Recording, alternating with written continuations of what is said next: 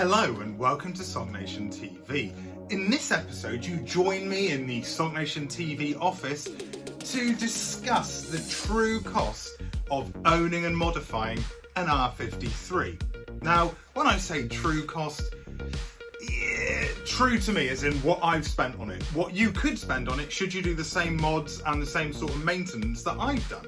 Now I'm already going to let you in on a secret. It cost me way more than I thought when I was totting up how much I'd spent. Didn't realise it was anywhere close to that figure, so my wife won't be watching this video because she'll go mental. Because way too much, and a lot of that is because I'm lazy. So, woo! Let's get on with it.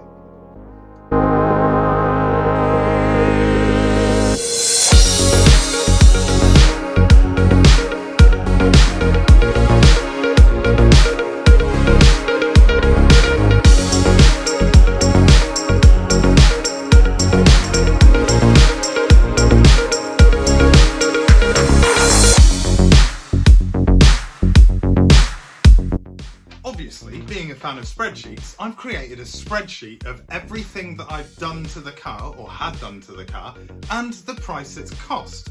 Now, will I go through all of these? Probably not. Should I? Maybe. Will you turn off if I do? 100% yes. So I'm going to go through and just pick some of the more expensive ones out, and maybe a couple of ridiculous prices for bits of trim and stuff, but essentially, let's start. So, 9th of August 2019, I purchased my Mini Cooper S R53. I'd wanted one for a long time, and I'll show you some shots now of the pictures of my current R53, my previous R50, and the fact that I've got some Jack Daniel's stuff behind me doesn't mean I'm an alcoholic. I do like a drink of whiskey though. Bourbon, scotch, it's all good. Anyway, the 9th of August 2019, I bought the R53. It cost me, on eBay, 1,120 quid. And that's because it needed a bit of work. It needed some TLC. And it was a bit dirty. The wheels had been, curb rashed to bits. Although they are very nice wheels. I've still got them. They're in my shed. The Rota RBs, 16x8s. I love them. But the chrome has seen better days. It had a lot of paperwork with it. It really did. It's got a full service history, lots of paperwork, but the one bit of paperwork it was missing was a supercharger service. Now I picked the car up on 104,000 miles. In the time I've owned it, I've only driven it 4,000 miles because it's been being fixed, or me messing about with the aesthetics of the car, or because of COVID-19. And yes, it is 2021 now, but we're all still suffering all of that COVID-19 fallout and the fact that now there's a new strain that's infecting people at a higher rate. Can we get away from it? No. Will we? One day. Just deal with it? Yeah. Wear a face mask, wash your hands, be a good boy or girl. The first thing I did after buying the R53 was to get it to have an inspection to service. I basically went, right, Paddock Motors, can you do me the full service, excluding the supercharger service at this point, and I'll tell you why later.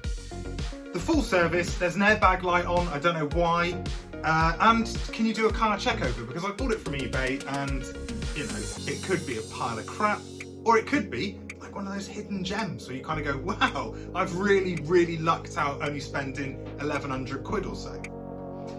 The whole of that, including them spending a long time checking if there was specific coilovers on it, or the brakes had been upgraded and all that sort of jazz, that cost me £412.68p. So not cheap, but definitely necessary, and for a full inspection to all of it get serviced, I don't think, with the other bits and pieces, that's really unfair at all. Then I had another big bill. That's what was found in the car checkover. So yeah, no, I didn't luck out. I didn't go, amazing, yes, I've got loads of hidden gems. What I did was go, that's bad, that's annoying, what's wrong with this car? That's probably why it only cost me 1,100 quid. So I had to have a cam cover gasket replaced, I had to have a handbrake cable rerouted, I had to have the washer pump for the windscreen washers and headlight washers needed to be replaced. the intercooler snoot boots needed to be replaced, and I needed the wiring for the offside headlamp to be repaired, and that needed new parts, and all of this was new parts and labour, and it cost me 400 quid. And then I went, let's go for some cheaper bits and pieces over the next couple of days, not even months, days. We're still in September 2019 here.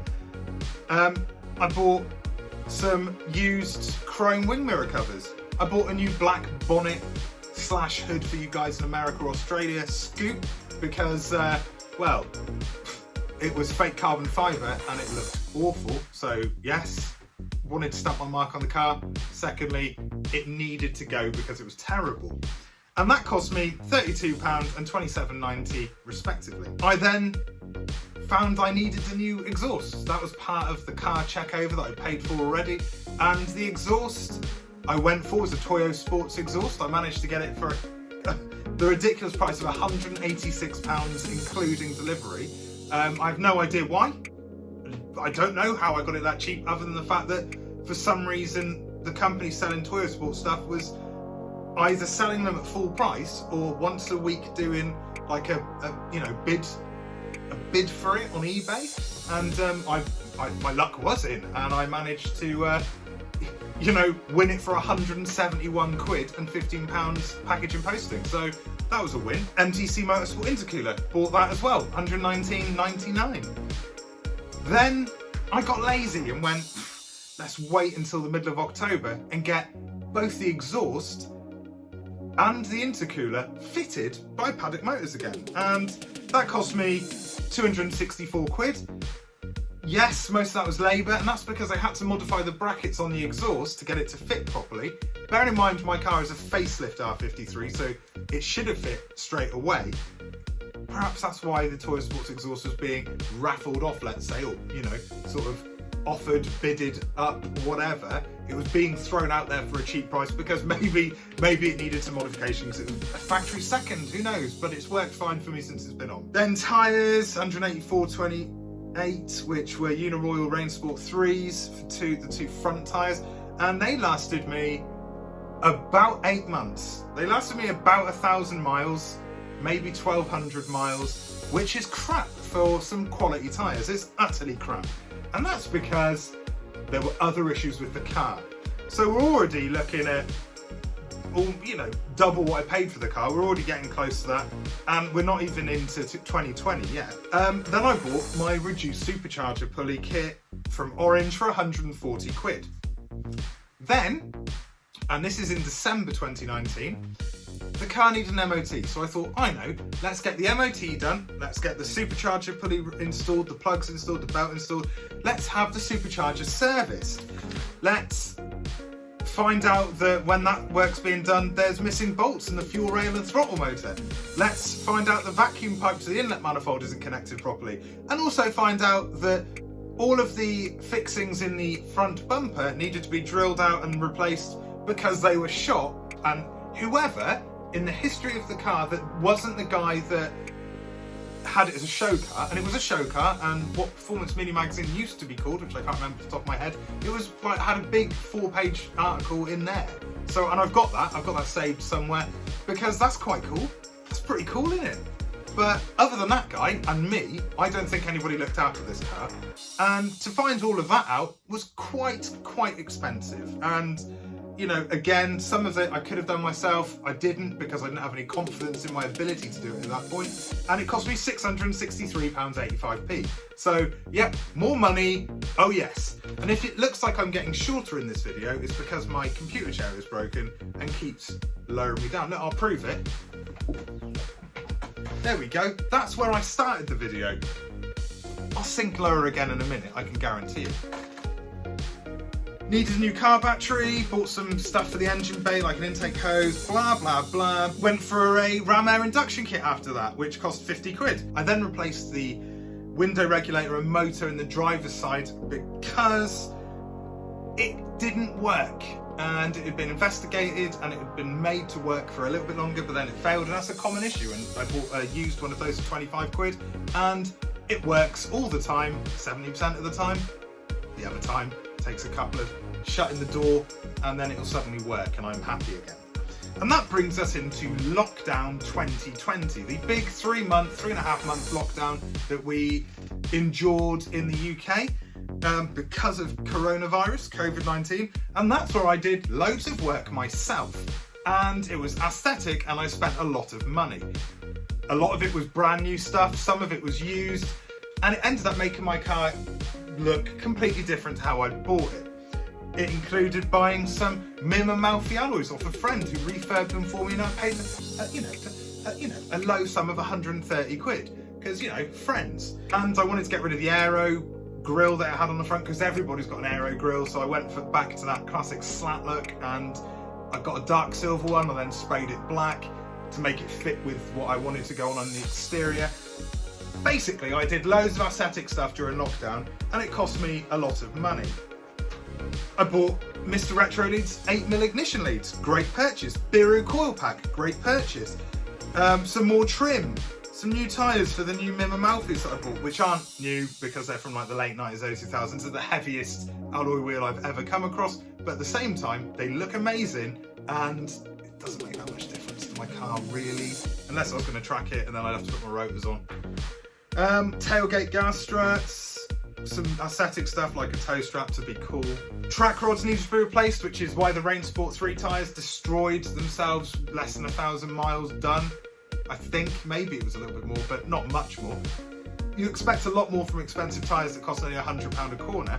That was because my track rods were screwed. I couldn't even get an alignment done when I had my new Mims, the Falcon tyres put on those and then put on my car. I couldn't have it aligned because the track rods were so knackered it wouldn't work. It would have been a waste of money. I then realised after that, and the car should have been working perfectly, that two of the Mim alloys actually weren't straight. So they both had little buckles in them. One had a significant-ish buckle, the other one not so much, but that cost me 90 quid to get those straightened. So yeah, this is now costing me a lot of money. For a car that I bought as a cheap project car, thinking, I'll throw 1,500 quid at it, it'll make it a better car, I'll really enjoy driving it. I'm already spending way more money than I expected. Bills of like 400 quid for a regular. Parts were costing me anywhere from, £4.99 to, 300 quid. It was fun whilst I was doing it because I had nothing to occupy my mind because it was lockdown. As I came out of lockdown, I went, I've got no money. What have I done? All of the PPI money that I got back from Barclays and stuff like that, all that money, I've thrown it away. I've thrown it away on my R53. But had I thrown it away? Did I think I'd thrown it away? No, not all the time. Not in any way at all. I was like, no, I've got an amazing car. It's driving superbly. And then the brakes, we had the brake dilemma that I'm not going to go deep into because there's so many videos on what happened with the brakes in my car on the YouTube channel that it's boring. Basically, I replaced the brakes, the discs and the pads. I couldn't afford to do a big brake upgrade, and I ended up spending probably the same amount of money, if not more, than just if I'd gone for a big brake upgrade. Them's the brakes, literally. Calipers stopped working, retaining screws needed to be drilled, all of that jazz, cost lots of money. That's the life of an R53 owner, and I've come to accept it. So yeah, that was all done. And then more recently, as you'll see from previous videos, I had the issue with the pulleys. Now, yes, the main culprit was the crankshaft pulley. Also, the belt tensioner pulley was knackered. I changed all of those. I went for a +2 lightweight crankshaft pulley, which 50% of people have gone, bad move. 50% of people have gone, no, that's fine, don't worry about it. So I'm not worrying about it. I went for a +5 alternator pulley, again lightweight, and I bought from Lowen a belt tensioner pulley, which I bought in blue. You can't see it, it was pointless, but I liked the look of it and I bought it, so it's fine. That all got done, and it gets me down to where we are now. Now my car went through the MOT in December, fine. A couple of monitor repair if necessary, but generally not an issue at all. Mechanically working perfectly fine. Cost me 40 quid for an MOT, and boom, I'm done. That's it. I've spent a lot. I really have.